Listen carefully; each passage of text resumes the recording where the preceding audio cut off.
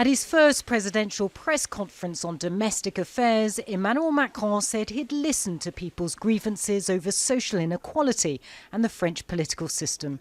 In response, he offered a raft of new policies, including a reduction of MPs and income tax cuts for workers. The best way to address the needs of fiscal justice is not to increase the taxes of this person or that person, no.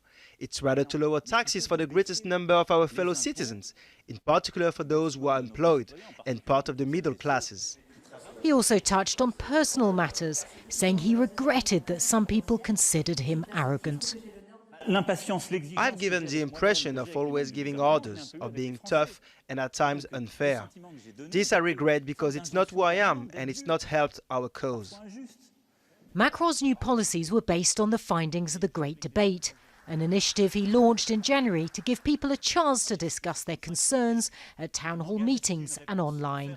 An attempt by the president to end months of yellow vest street protests over the cost of living and the state of politics. Emmanuel Macron will hope that his speech and new policies will convince French people that he's heard their concerns over social inequality and he's trying to help. He knows that if he fails to persuade them, his credibility, his popularity and his ability to continue with his reforms will suffer. In Paris, Yellow Vest supporters gathered after the president's speech and said they'd not give up their battle.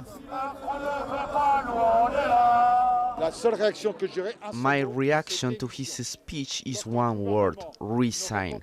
When a government does not answer to people's needs, it is necessary to hold elections again. We will continue our demonstrations to convince Mr. Macron to dissolve this government.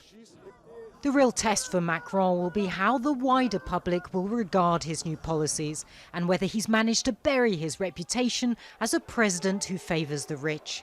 There's little doubt that the timing is vital. Halfway through his presidential term and just 1 month until the European elections, he urgently needs to rebuild trust. Natacha, Butler, Al Jazeera, Paris.